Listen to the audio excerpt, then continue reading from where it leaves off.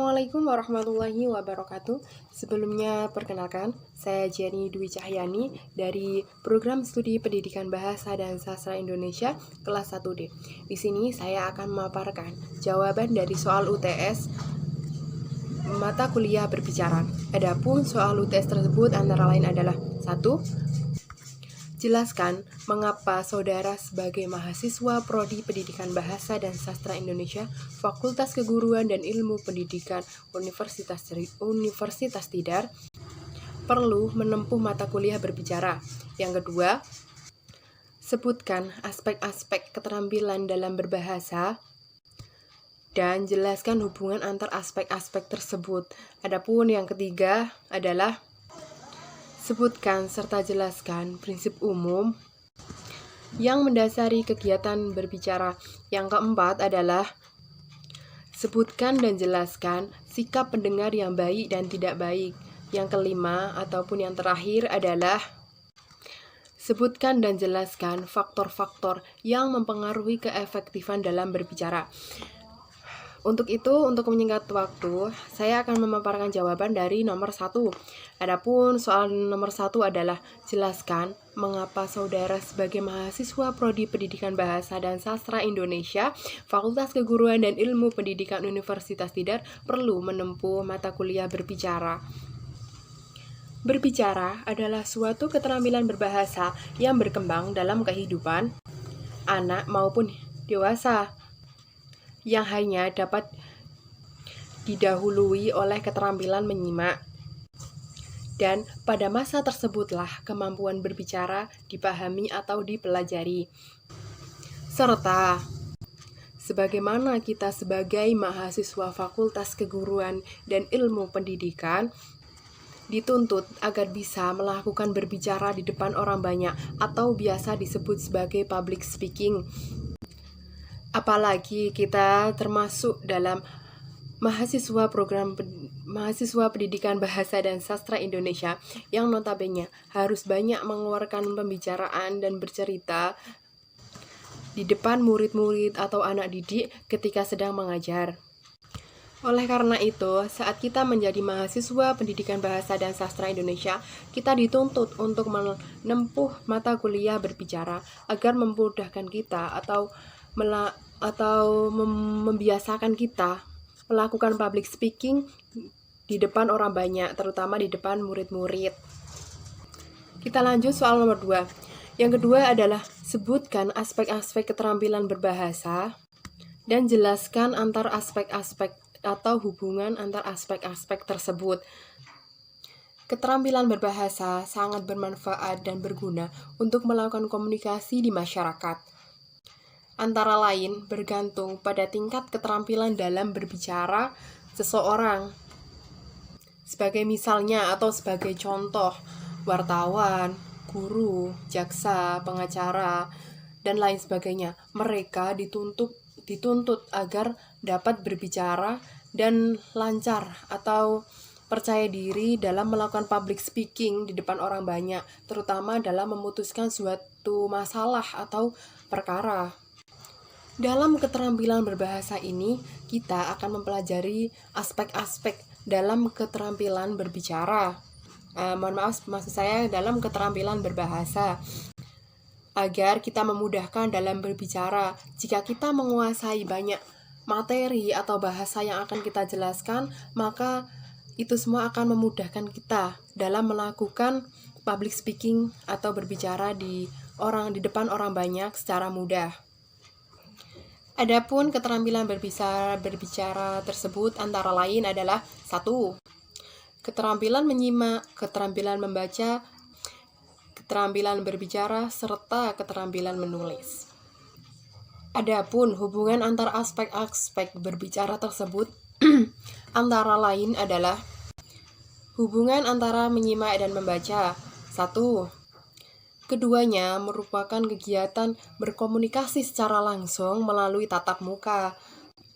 2. Ujaran biasanya dilakukan melalui menyimak dan meniru. Yang ketiga, meningkatkan kualitas menyimak atau membiasakan diri dalam menyimak dapat meningkatkan kualitas kita dalam berbicara. Dan yang keempat adalah berbicara dengan alat peraga atau dengan menunjukkan sambil atau dengan membawa alat peraga sebagai contoh dapat memudahkan seseorang dalam mempraktekkan atau menjelaskan suatu hal di depan orang banyak. Lalu yang selanjutnya adalah hubungan antara menyimak dan membaca, yaitu satu, keduanya merupakan alat sebagai menerima untuk atau sebagai menerima informasi dari orang lain ataupun media-media. Dua, keduanya juga memiliki perbedaan, tidak hanya memiliki persamaan, yaitu menyimak, menerima informasi dari sumber lisan, sedangkan membaca, menerima informasi dari menulis atau tertulis, media tertulis. Lalu yang ketiga adalah keterampilan menyimak sangat mempengaruhi dalam keberhasilan membaca efektif. Kemudian adalah hubungan antara menyimak dan menulis, yaitu antara lain satu, bahan informasi dari menulis didapat dari melakukan menyimak. Yang kedua, dalam menyimak kita dapat meningkatkan atau menimbulkan kreativitas dalam menulis. Yang ketiga, keterampilan menulis mendorong seseorang berpikir kaidah kegiatan dalam menyimak. Selanjutnya adalah hubungan antara berbicara dan membaca. Antara lain adalah satu, keterampilan membaca berbeda dengan keterampilan kecakapan yang lain. Yang kedua, ujaran dalam atau ujaran dengan menyebutkan anak tuna aksara dapat mengganggu atau menghambat pertumbuhan pada anak. Lalu, perlu memahami kosakata khusus agar dapat memiliki kemampuan pemahaman yang baik dan luas dalam bahan bacaan. Lalu yang terakhir adalah hubungan antara membaca dan menulis. Membaca dan menulis memiliki hubungan antara lain adalah satu, membaca adalah kegiatan reseptif, sedangkan menulis adalah kegiatan produktif. Yang kedua adalah menulis adalah kegiatan menyampaikan gagasan, informasi, atau pesan, sedangkan membaca adalah kegiatan memahami gagasan, pesan, atau informasi yang didapat.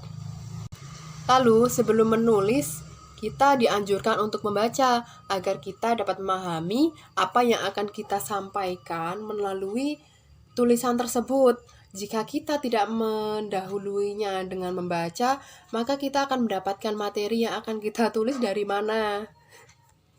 Dan tentunya kita akan sangat kerepotan jika tidak memahami bacaan yang akan kita tulis. Lalu selanjutnya, dalam kegiatan membaca, pembaca seringkali membuat catatan kecil agar kita dapat selalu ingat akan apa yang pernah kita baca, karena kita belum tentu akan selalu ingat apa yang pernah kita baca. Untuk itu, agar kita memudahkan dalam mengingat-ingat bacaan yang kita telah baca, sebaiknya kita membuat catatan kecil yang berisi informasi-informasi penting dari bacaan yang telah kita baca. Lalu kita masuk ke soal yang ketiga, yaitu sebutkan dan jelaskan prinsip umum yang mendasari dalam kegiatan berbicara. Adalah bicara kita sangat dipengaruhi oleh tingkat pengalaman atau kekayaan dalam pengalaman, karena pengalaman dalam berbicara di depan orang banyak itu sangat diperlukan. Karena untuk membiasakan diri, jika tidak membiasakan diri sangat sulit untuk berbicara di depan orang banyak atau public speaking. Dan berbicara merupakan pancaran pribadi masing-masing individu, dan tentunya setiap pengalaman dan kemampuan yang dimiliki setiap individu itu berbeda-beda dalam berbicara. Dalam berbicara pun harus dasari atau mendasari prinsip dari beberapa hal, antara lain dalam berbicara membutuhkan paling sedikit 2 orang. Karena jika 1 orang itu bisa berarti kita berbicara dengan diri sendiri, bukan berbicara dengan orang lain. Berbicara dengan diri sendiri dan orang lain itu berbeda. Lalu, berbicara juga harus menggunakan sandi linguistik yang dapat dipahami oleh lawan bicara atau orang yang sedang melakukan komunikasi. Jika orang tersebut tidak memahami, maka cobalah cari bahasa yang dapat dipahami secara bersama. Sebagai contoh, jika lawan bicara kita tidak bisa menggunakan bahasa Inggris, sebaiknya kita menggunakan bahasa Indonesia atau menggunakan bahasa daerah kita. Namun itu jika orang atau lawan bicara kita satu daerah dengan kita, kalau kita menggunakan bahasa daerah. Jika kita tidak bisa menggunakan bahasa daerah lawan bicara, kita dapat menggunakan bahasa Indonesia yang dapat dipahami oleh semua orang Indonesia, walaupun dari berbagai daerah. Kemudian, kegiatan berbicara merupakan suatu pertukaran partisipan atau informasi pesan dari lawan bicara. Misalnya, si A memberi informasi A, si B memberi informasi B, dan 2 orang tersebut sama-sama memberi informasi dan bertukar informasi yang masing-masing dimiliki. Kemudian kita masuk nomor 4, yaitu sebutkan dan jelaskan sikap pendengar yang baik dan tidak baik. Kita awali dari sikap pendengar yang baik. Antara lain, 1. Memberikan kesempatan kepada lawan bicara atau pembicara menyampaikan informasi atau opininya. Ini sangat penting karena dengan kita memberikan kesempatan kepada pembicara untuk menyampaikan opininya, si pemberi informasi atau pembicara dapat menerima dapat merasa diterima dan tidak merasa tersinggung atau merasa berbicara dengan diri sendiri jika orang lain tidak mendengarkan. Lalu yang kedua adalah fokus kepada atau terhadap pesan yang disampaikan oleh pembicara. Hal ini sangat penting atau sangat bertentang atau menantang lah, karena kita seringkali jika ada pembicara atau orang yang berbicara, kita selalu meninggalkan mereka dengan bermain HP, berbicara sendiri dengan orang di sebelahnya. Itu sangat menantang menurut saya, karena itu adalah suatu tantangan. Kita harus menghindari 2 hal. Contohnya, bermain HP dan berbicara dan serta bergurau kepada teman. Lalu yang ketiga, tidak mengubah topik secara tiba-tiba.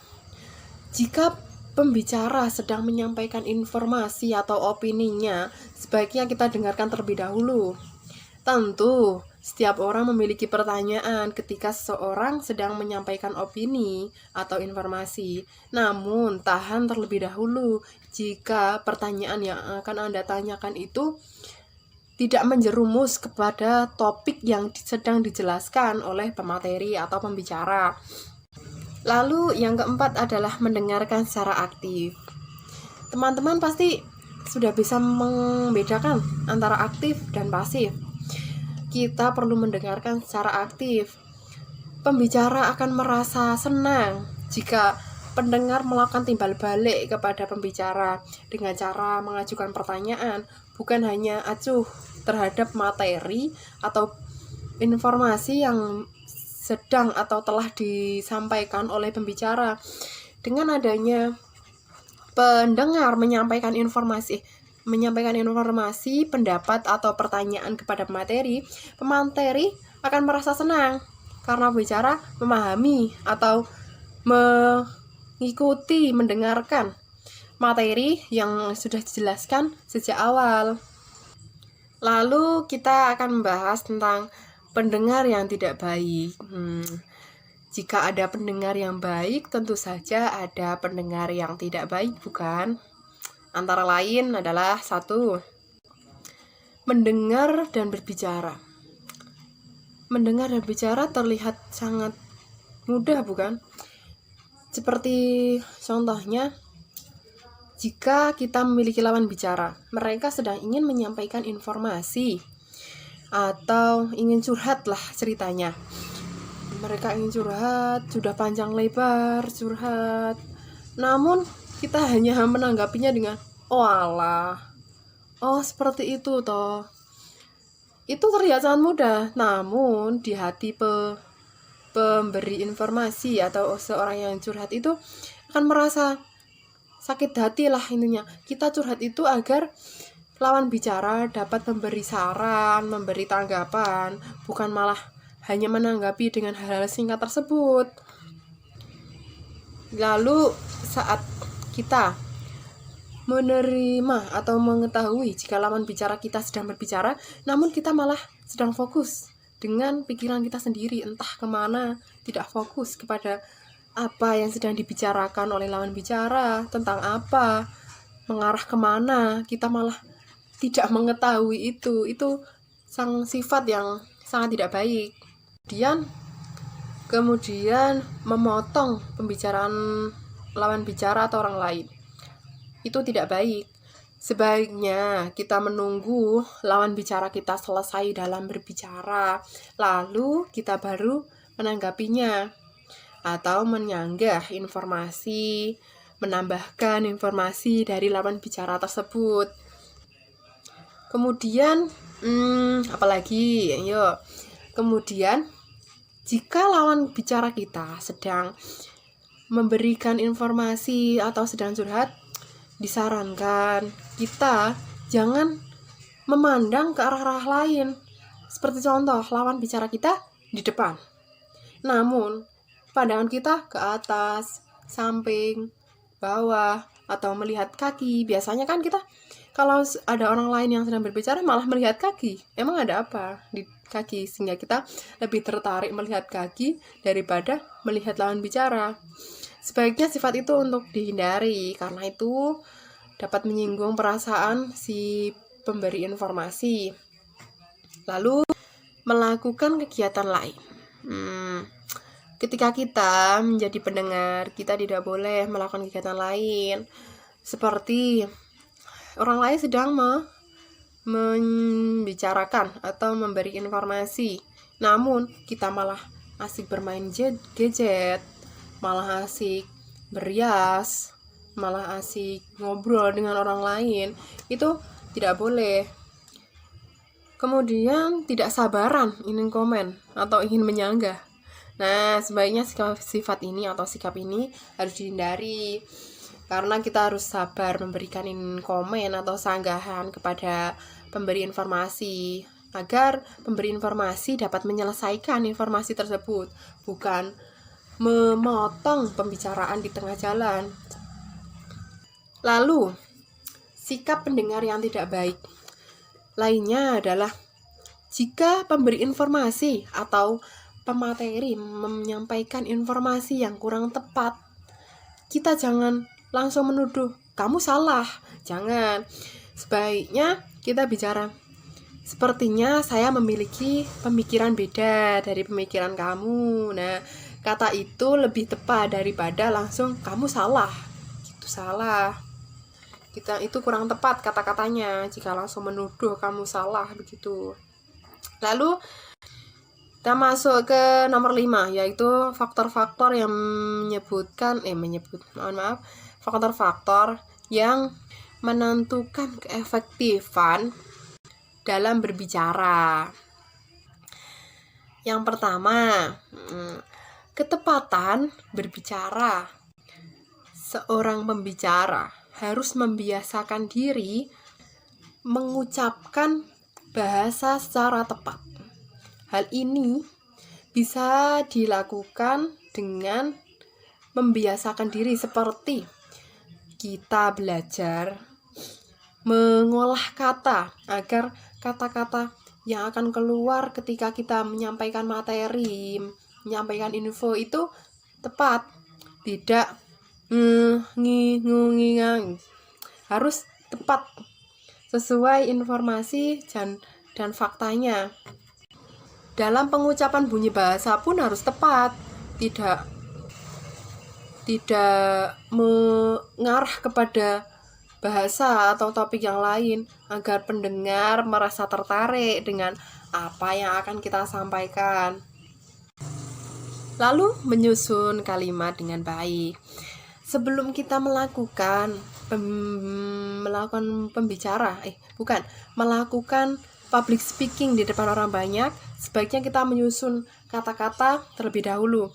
Kata-kata pun juga harus mengarah atau menjerumus kepada apa yang akan kita sampaikan kepada orang-orang. Kemudian faktor keefektifan berbicara juga ada. Dalam berbicara kita harus memahami intonasi, terus tanda baca, itu sangat penting. Jika kita sedang ingin bertanya, tidak mungkin kan kita menyuruh dengan perintah atau kata-kata seperti, apakah kalian memahami apa yang saya jelaskan barusan? Seperti itu kan tanda tanya. Tidak mungkin kan kita bertanya, apakah kalian memahami? Bukan. Kalian memahami apa yang saya bicara, atau kalian memahami saya bicara apa? Itu kurang tepat sih menurut saya. Karena jika kita ingin bertanya, pertanyaan kita diawali dengan kalimat tanya. Yang pertama seperti apa, di mana, kapan. 5W1H. Jika ingin bertanya, diawali dengan kata-kata tersebut. Lalu memilih diksi atau kata yang tepat sesuai pembicaraan. Jika kita berbicara dengan orang yang lebih muda, kita bisa menyesuaikannya. Berbeda jika kita berbicara dengan orang yang lebih tua atau sebaya. Mereka bisa saja memberi sanggahan kepada kita jika diksi yang kita sampaikan kurang tepat.